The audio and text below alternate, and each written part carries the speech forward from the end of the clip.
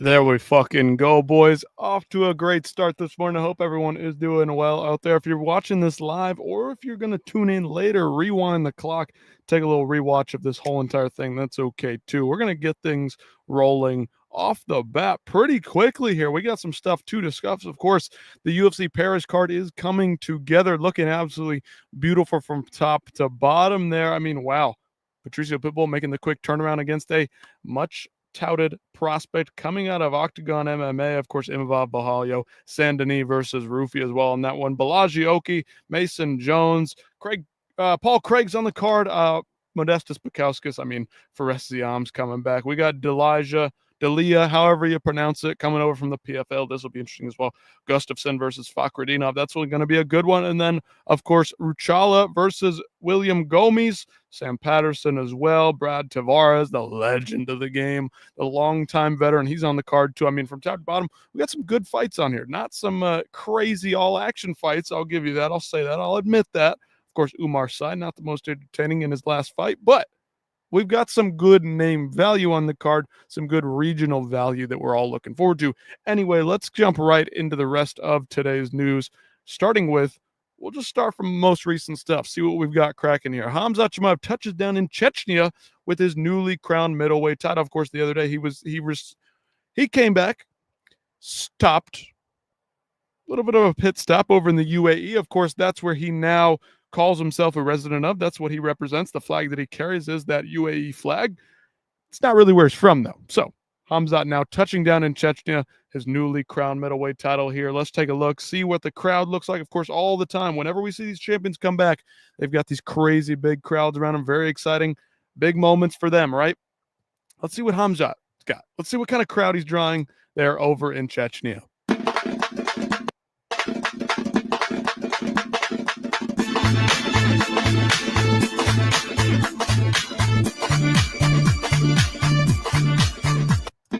Of course, the headphone's not plugged in there. Anyway, not a big shot from the crowd, but they got music playing. Is coming off the jet. There's people all around. Doesn't look like we have a huge crowd, but there's definitely some eyes on Khamzat Chimaev. That's pretty cool for him. Very exciting. Of course, the fight was a bit lackluster, and of course, we get into that whole entire debate between whether or not this fight was fun to watch. I don't think it was very entertaining. I don't think it was very exciting. Now, was it impressive what he did? Absolutely no doubt. If you say that wasn't impressive, I think you're an absolute fool. But I can also say on the other side of things, if you weren't entertained by that, you're not crazy. It wasn't that entertaining. That's the nuanced conversation we have to have. Khamzat avoided taking risks. He played it safe, did not do the kind of damage that I was expecting him to do. I was yelling at my TV screen saying, Khamzat, listen, finish this guy. Dricus is right there for you to get submissions on. He's right there for you to tee off with elbows, just posture up. All kinds of stuff were going on there. And he just never capitalized on an ounce of it, never capitalized on a bit of it. And I was very disappointed because seeing this guy run through the guys that he has run through, it's been absolutely fantastic to watch. He's been absolutely entertaining from start to finish in almost all of his fights, no doubt, right? That's what we've been so excited for. This guy's killing everybody, but not on Saturday night. Did not kill Dricus du Plessis. So I get a little bit frustrated when I see guys.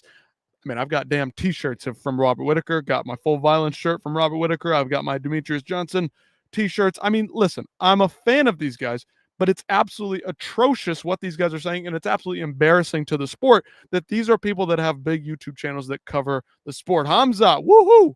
Long live the Mech Warrior. Thank you, my friend.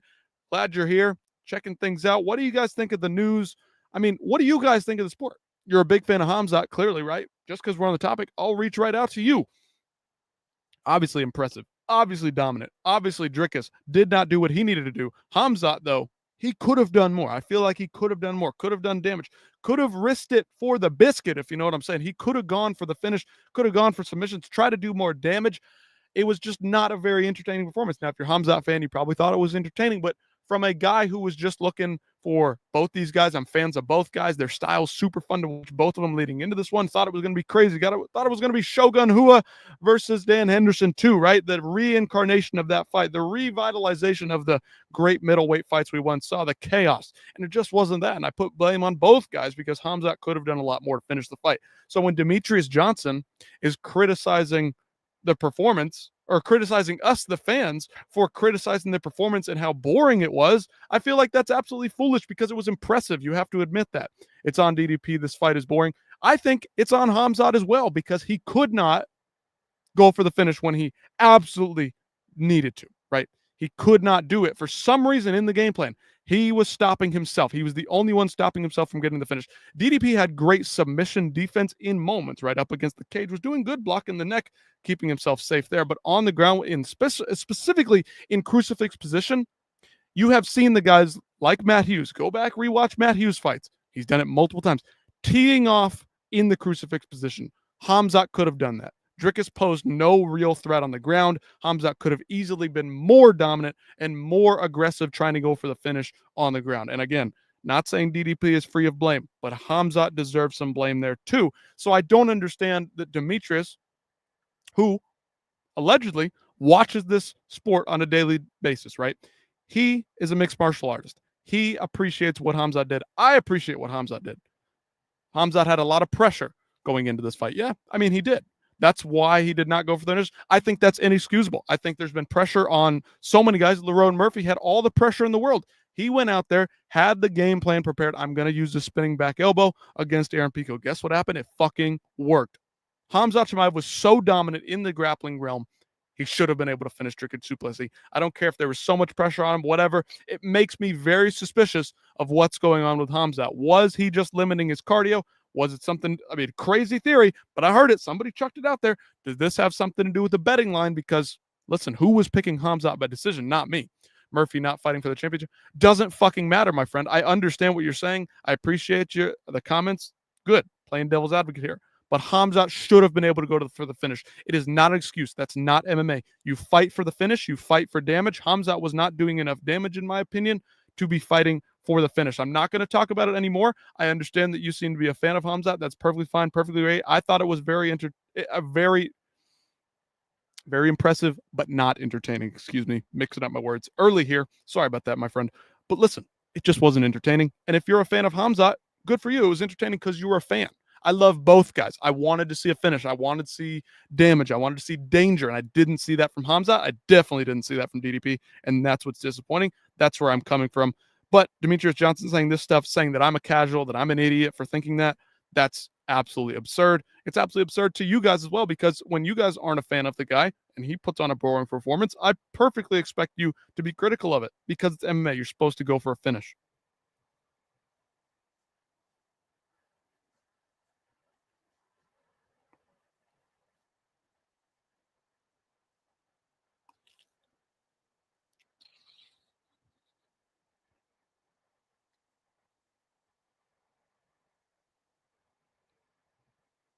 So not too long ago, and a perfect example is Aljamain Sterling coming up this weekend. His fight versus Movsar Evloev was very active in the grappling realm, right? Very active. They were scrambling. They were throwing each other around a bit. They were trying to progress through different styles, right? Of the fight, not styles. They were trying to progress through different. I'm losing the word. Pardon me, guys. But listen, you know that fighters will fight safe as a challenger. Of course, they're going to try to fight safe, but that doesn't garner you any fans. That doesn't make me a fan of you. Merab, I don't call Merab boring because he's always going and always trying to progress through his, techniques, right? He's trying to go through. I'm losing the words. Sorry, guys.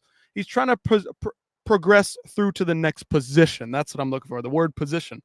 So that's why people don't call Merab boring. That's why I don't think Fluffy Hernandez. That's why I don't think Cain Velasquez is boring, because they're progressing to the next step. They're trying to progress somewhere in the fight. So I expected Khamzat decision win. I didn't expect crucifix damage, though. And also, Arman told Khamzat to lay and pray for 4 and 5 rounds. Khamzat asked Arman if he could be free on the feet.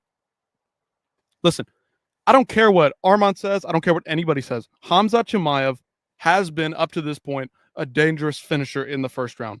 That's what I wanted to see from him. And if he didn't get it in the first round, then I expect him to lay off the gas a little bit, recover rounds 2 and 3, and hit the gas 4 and 5. That's what I'm looking for, right? Yoel Romero, very explosive guy. MVP, very explosive guys. Those guys are not scrambling and throwing themselves all over the canvas, going for crazy strikes, going for crazy takedowns all the time. They manage their energy. They explode in moments. They take 30 seconds off. They explode. They take 30 seconds or a minute off, and that's how they fight.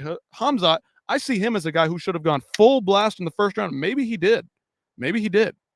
But I fully expect that he takes maybe a round off, and then he comes back in the third and puts it on Dricus again, tries to go for the finish. I saw no progression through positions. He got this crucifix and locked it up and stayed there, chest to chest, held him down, and was not looking to do significant damage. And I was very disappointed in that. Now, Dricus, of course, he didn't stop the takedowns. That was very disappointing as well. His coach seems like an absolute fool, but maybe it's a language barrier, maybe not. They are progressing because both giving each other tough time, but DDP did not give a tough time. I don't fucking care. He did not. He did not try to progress the position in any way.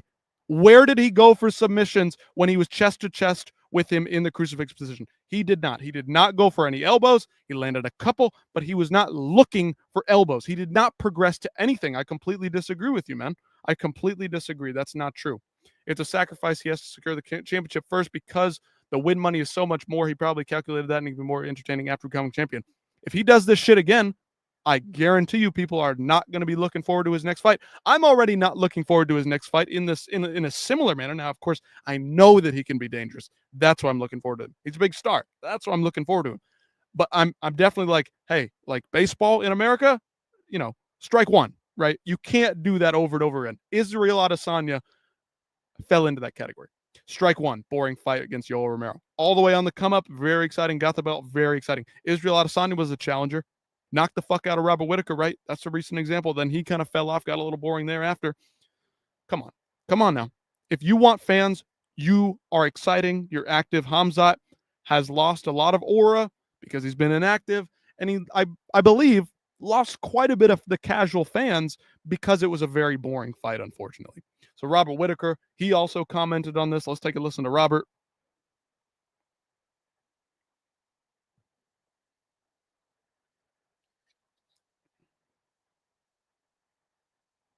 I'm going to take offense to that because, again, I'm a Robert Whittaker fan, and you guys, clearly Khamzat Chimaev fans, you guys were rooting for him. I was rooting for there to be action. I was rooting for there to be chaos, right? But even you guys would admit it was a boring performance. It was very impressive. It was just very lackluster when it comes to entertainment, to damage, everything of the like. Very, very upsetting for me because I thought this had potential to be fight of the year, best title fight of the year, and it just did not live up to the hype.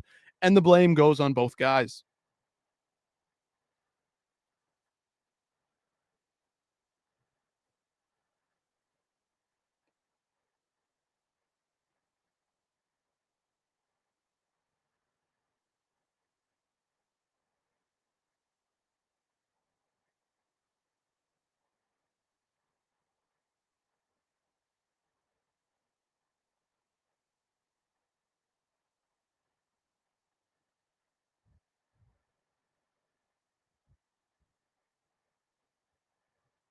Well, fuck Robert Whittaker because it was boring, dude. I'm looking for guys that are trying to progress. You brought up a good example. Kamaru Usman, Joaquin Buckley.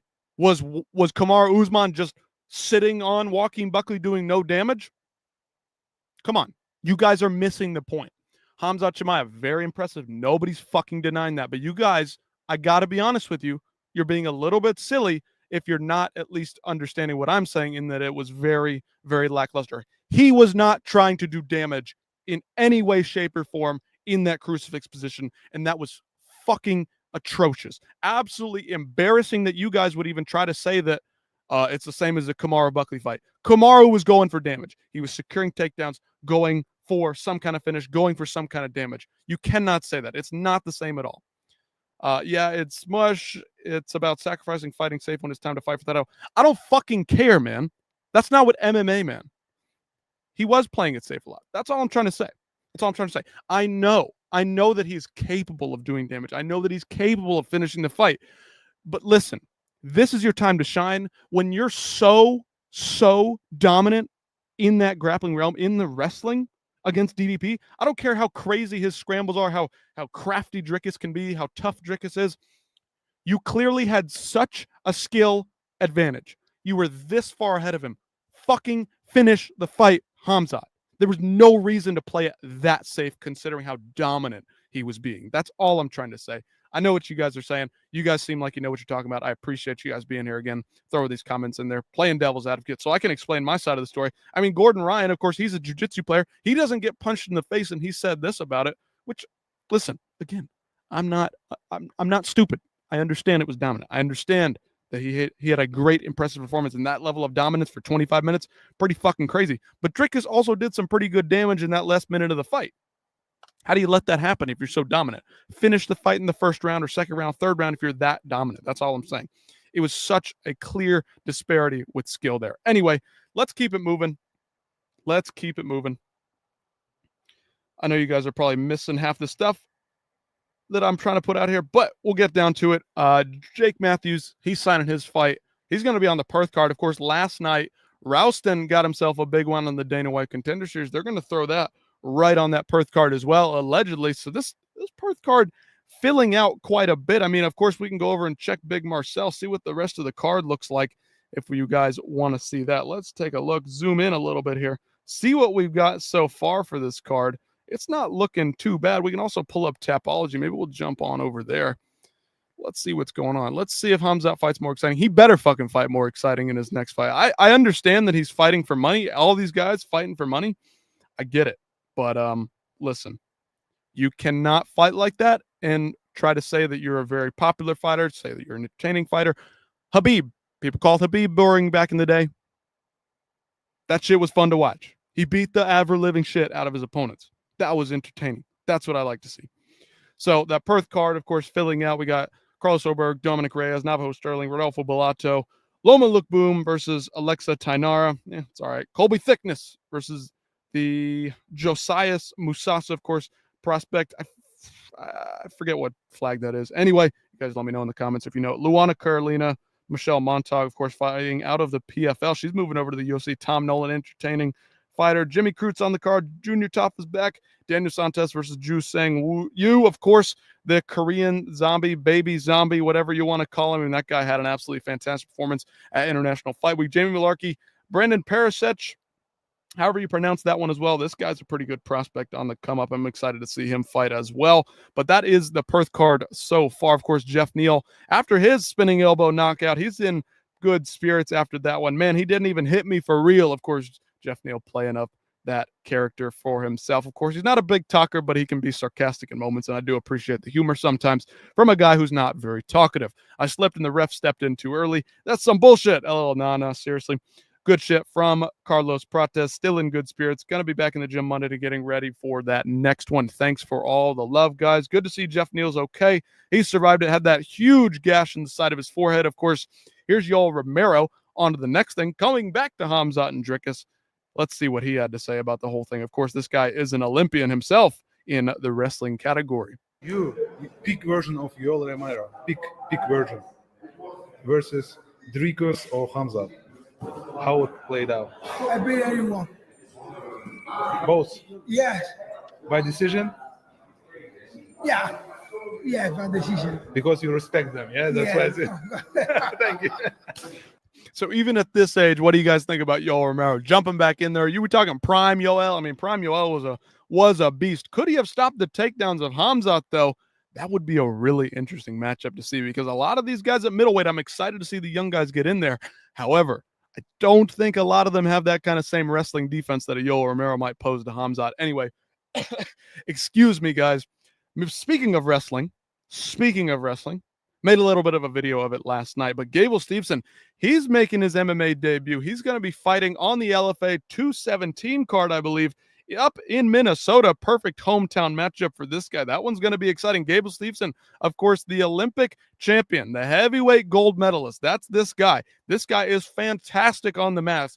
Can he translate it to the MMA realm? You get one big overhand, a couple straight punches down the middle. This guy could be super dangerous. The heavyweights are missing the wrestling. That's why we signed Josh Hockett last night. Hockett, whatever you want to say. Had an interesting interview at the Dana White Contender Series, did Hockett, but listen, we need that kind of grappling. We need that kind of cardio. We need that kind of athleticism at heavyweight, because a lot of these guys are just fat slobs. Let's be honest. It is what it is. I appreciate the guys for being athletes and stepping in there, but come on. All right, back to Mech Warrior. What do we got to say here? The risk of losing and not getting another title shot is so high. So I understand why fighters play it safe in title fights. The fun fights are those like Nate Diaz. I don't give a shit, man. It's MMA. You go to finish fights. Now, does every fight need to be some barn burner on the feet? Absolutely not. I just said it. Aljamain Sterling, Movsar Evloev was a good grappling contest that was fun to watch. Mateus Gamrot, Arman Sarukian, that was a good back-and-forth grappling match as well. It doesn't have to be these wars, right? So I don't understand why the argument is then, well, all you want to see is stand-up wars. Demetrius Johnson says that and says that I should just turn off the TV. If you're not going for a finish, if you're not trying to finish and hurt your opponent, that's boring to me. And that's just a fact of the matter. And that's what Khamzat did. I understand potentially why he did it. I would hope that's why he did it. Maybe he was injured. Maybe he had to play it safe. Corey Sandhagen, Rob Font comes to mind in that case. Anyway, moving on, Lerone Murphy, he's ready for Alexander Volkanovski. He's been calling him out nonstop. Volk wants the fight in December following that spinning back elbow. Beautiful, beautiful, beautiful. Man, most dominant win in 50-44. Most people are just puking. I mean, okay, buddy. I mean, it was dominant, but it was boring as shit, and that's just a fact. He was holding chest-to-chest position, not advancing position, not going for those elbows. He clearly could have done it. He was clearly very dominant. He chose not to do it. I don't know why. I think that's very foolish. He lost quite a bit of the casual audience there, Khamzat. But anyway, Lerone Murphy, he showed out and showed up when all the pressure was on Lerone Murphy. 3 weeks notice. This was his time to shine. 34 years old. This is it. This is for your career. If you lose to Aaron Pico, if you put on a boring performance versus Aaron Pico, you're not getting that title shot. You're not jumping up the rankings. Nothing's going to happen. He fucking showed out and showed up in the co-main event spot of a huge pay-per-view. That's what I wanted to see from Khamzat. You show up and put on the best performance of your life. Yoel Romero, getting back to him. He's talking about the potential matchup Islam Makhachev versus Jack Della Maddalena. We're hoping that this one plays out at MSG later in November. Let's see what he has to say. Commenting here, of course, thanks to Red Corner and these guys for putting this video on here. We'll just take a listen. What about Islam Makhachev versus Jack Della Maddalena, who is a new champion in welterweight division? It's a hard because Maddalena have a very good cardio, very good puncher. Yeah. It's not bad wrestling too. It's not bad wrestling. It's a 50-50. 50-50, but Jack has not that high takedown defense. You know, but punch it. He have a very hard punches. And he will be more. So Yoel Romero is right. JDM, bigger guy, right? 170. Islam, not the biggest 170 guy, right?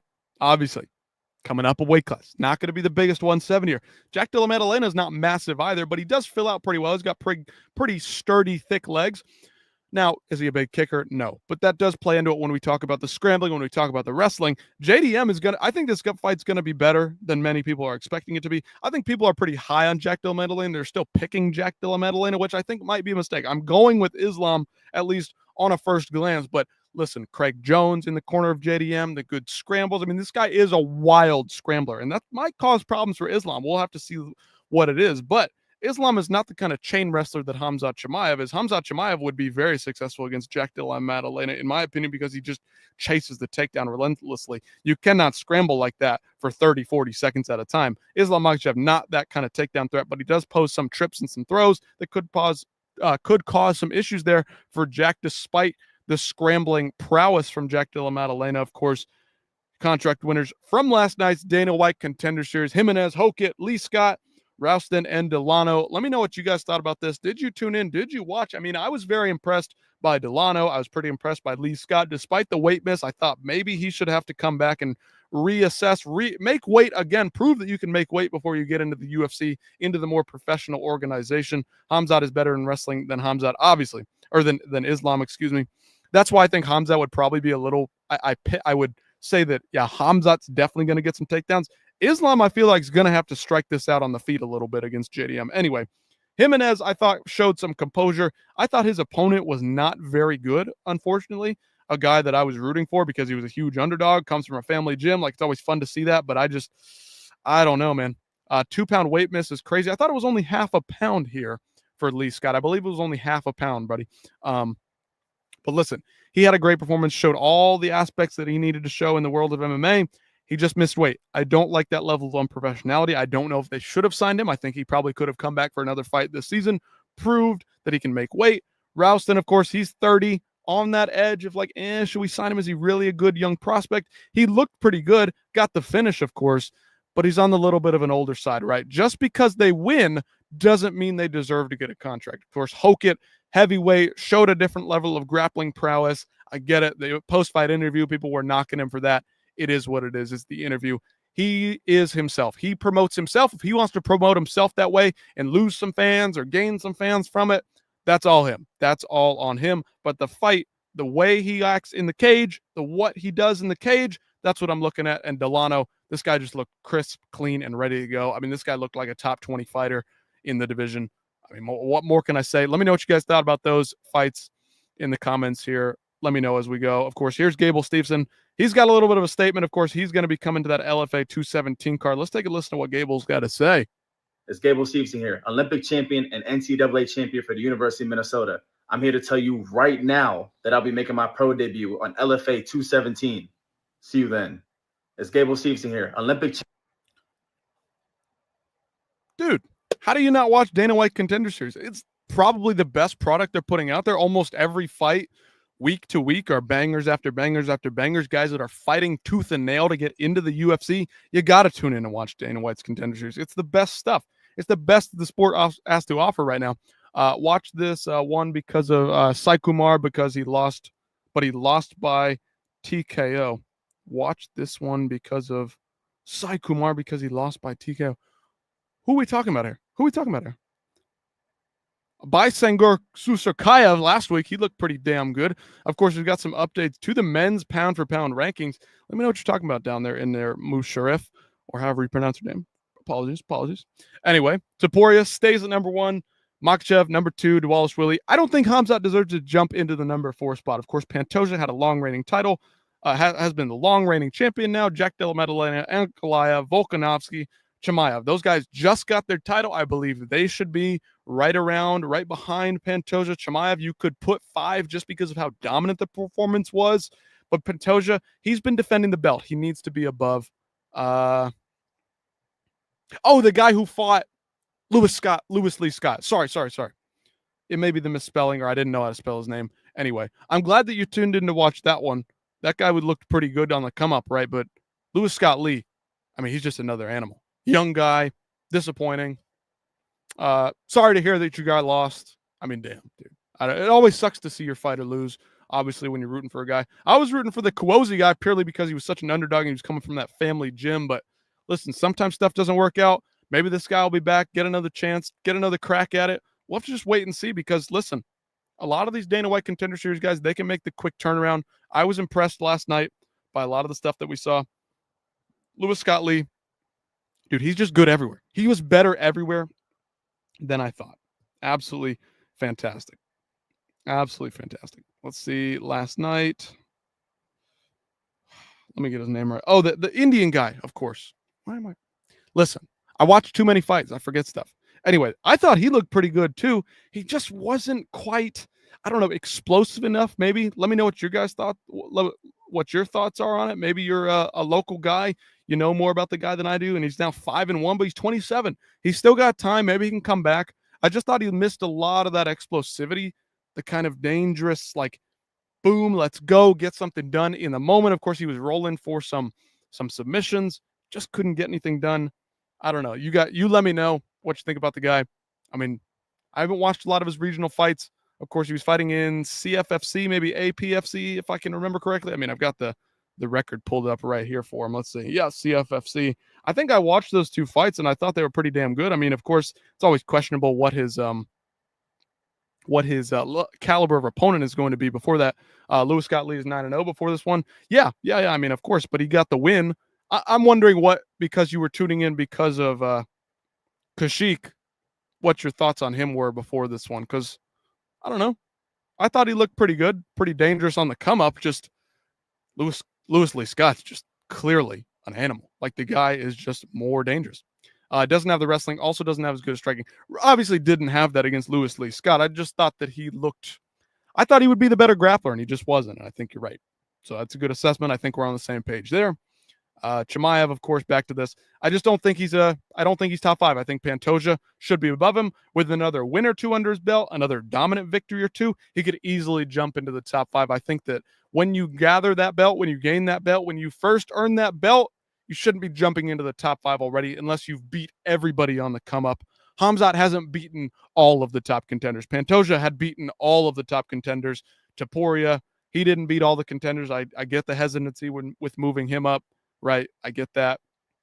Makhachev, he's beat a lot of guys. Merab has beaten nearly everybody. He could arguably be number 2 right behind Topuria right now, while Makhachev doesn't have the belt. I think Pantoja should be 4 above Chimaev. Almost no questions asked. Yes, man, pound for pound, Pantoja needs more respect. I think he could arguably be, I don't know, him and Merab, they're pretty close, though, to be honest. Pantoja's just beaten everybody in the top 10. He's dominated nearly everybody in the top 10. Merab, very similar thing. Makhachev, Topuria, they've beaten a lot of guys, right? And, of course, you can value those because he's beaten a Volk, he's beaten a Max. I just think Chimaev, very dominant performance, very great performance. He just doesn't deserve to be top 5. I think a Volk who's beaten more guys, even an Aspinall could be ahead of Chimaev if Chimaev gets another defense or two. Totally fine with putting him above Aspinall or Volkanovski just because of the caliber of opponents he's facing. But we'll keep moving things right along. Reinier de Ridder, of course, Anthony Hernandez. That's going to be the next matchup. This is going to decide a lot of things. Is this the number 1 contenders matchup?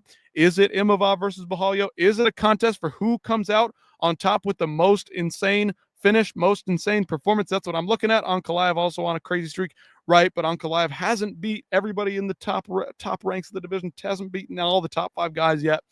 But Ankalaev also, I think he deserves to be over Chimaev as well. So I think we agree there. But listen, what do you think the possibility is? Do you think Khamzat Chimaev makes the quick turnaround here? Do you think he gets back for UFC 321 in Abu Dhabi? Do you think it's going to be the Imavov Bahalyo winner no matter what happens, even if it's boring against Khamzat at 321? And then this fight perfectly lines up. It's going to be the week before 321. That way the winner of this one fights the winner of Khamzat and the Imavov Bahalyo fight. Or are they going to save Khamzat for the Paramount card? Let me know what you guys think in the comments down below, because the scheduling is a little funny. Is it a 4-way contest for the belt, or is it a Imavov Bahalyo's getting it no matter what because Khamzat wants to turn around quick? They're going to make them make that quick turnaround. Or is it going to be de Ridder, Fluffy, Imavov Bahalyo, one of the 4 guys gets the next shot early 2026? Yes, he'll be coming very soon. We'll see what happens. I hope that he makes the quick turnaround. I think he can do it. I mean, you might as well. He didn't take much damage. So he'll ragdoll that fight. Needs dudes easily. That's what I'm saying. Like, I feel like they saw how dominant he was, and they just want to throw anybody they can. So they're going to throw Imavov Bahalyo winner, quick, make them make that quick turnaround, and then they're going to try to get the de Ridder Fluffy winner to face Khamzat again after that one. More on Gable, of course. That's going to be fun to watch. Let's see. Yep, Ragdoll. I got you, buddy. I got you, Mech Warrior. I got you, man. So Arman Sarukian, he's speaking on what's next for him. Let's take a listen. Ну смотри, он хочет вернуться в январе-феврале, а я уже давно не дрался, и я думаю, что мне нужно будет подраться в октябре-ноябре. И я разговаривал с боссами вчера. Они сказали, что, может быть, организуют бой с кем-нибудь. В Абу-Даби. В Абу-Даби, либо в Катаре. Блин, это очень круто было бы. Либо в Катаре. В Катаре хотят турнир? Да, в Катаре турнир сказал. Может быть, Гейджи, может быть, Хукер, может быть, О, Пэдди. слушай, а ты кого сам бы предпочел бы из этого списка? Пэдди. Пэдди? Но Пэдди нацелен на Илью тоже, как и ты. Выход на Илью можно через этот бой. Да, аккуратно выйти, топором накрутировать, идти дальше. Ну смотри, чтобы... Okay, so Arman, excuse me. He was in the corner of Khamzat Chimaev this weekend. He wants to fight in October, November, prefers Paddy Pimblett as his next opponent, also minces Gaethje, Dan Hooker. I mean, listen, this guy needs to get in there, needs to get a win. It's been too long outside of the cage. Arman need to fight Ilya, man. Ilya ducking Arman like crazy. I don't know. I feel like they're ducking each other. They're both talking shit about each other. I don't really care at this point. Arman needs to get in there, get a win. Of course, if it was a straight meritocracy, it should be Arman, in my opinion. But they're not going that way. They went Charles. I wouldn't be surprised if they went Paddy next for Ilia Topuria, but we'll have to just wait and see. I feel like it should be Arman, but he just keeps yapping. He's been out of the cage for too long. I don't like that. For Arman, not a good look. Not a good look for the casual fans either. He had his perfect fight set up in January, and he did not capitalize. Could not show up. I know it was an injury. I think they're dissing him in a terrible way, but he does need to get another win because it's just been too long and he's been yapping too much. Ilia, Arman, both complaining, both crying about each other. Somebody get in there and prove it. I think somebody needs to cement themselves as the number 1 contender, either Arman, Justin, whoever it is. Make yourself the clear-cut number 1 contender. That's my opinion. So here was RDR yesterday.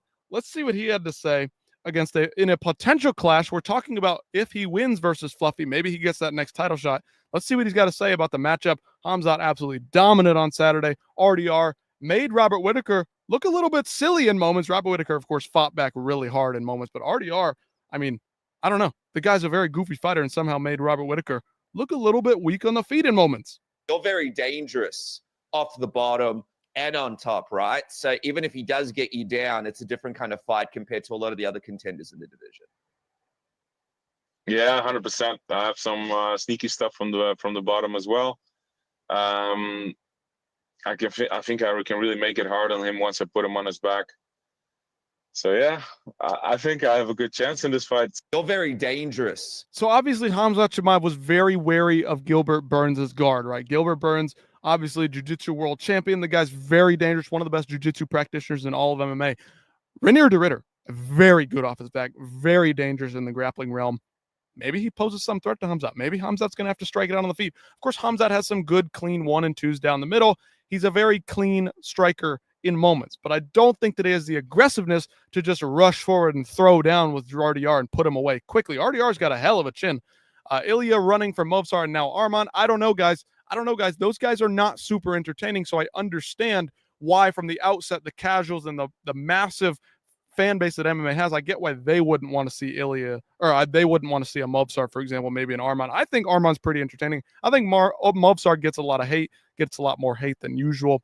Now, Ilya not ducking, he just wants to piss off Arman. Right, I think it's all a game. I think Mekwer, you're 100% right. I think Ilya is just in Arman's head. I feel like Arman is the one that's ducking some of the contenders on the come up. RDR has a gas tank problem. Listen, I think he fights tired, and he's good at fighting tired. He makes him, it's like Dricus. Dricus, RDR, they're both clearly tired. The point is, they fight really well when they're tired. Fluffy's going to beat RDR. I don't know, man. That's a tough matchup, but I think he could do it. I think you're absolutely right. That one, I don't even know how to predict it. Both guys so wild. Obviously, Fluffy, very dangerous in his own right. RDR, very dangerous off his back. It's going to be a fun matchup. Going to be super exciting. I can't wait for that matchup.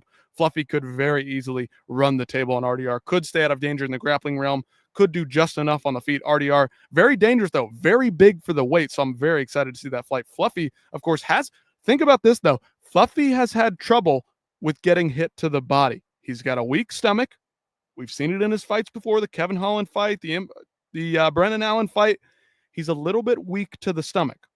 Can RDR use those knees, use that size to put damage on him in the clinch? That's what I'm looking out for. Anyway, last topic here for you guys today. Tim Elliott says that he wants Steve Erceg, Amir Albazi, Kai Kara-France. Of course, the 38-year-old got that fantastic finish over Kai Asakura. I didn't see it coming. The comeback kid, it's alive. The title shot could be coming soon. Tim Elliott, of course, very long reigning top 10 figure in the flyweight division. He's been around forever.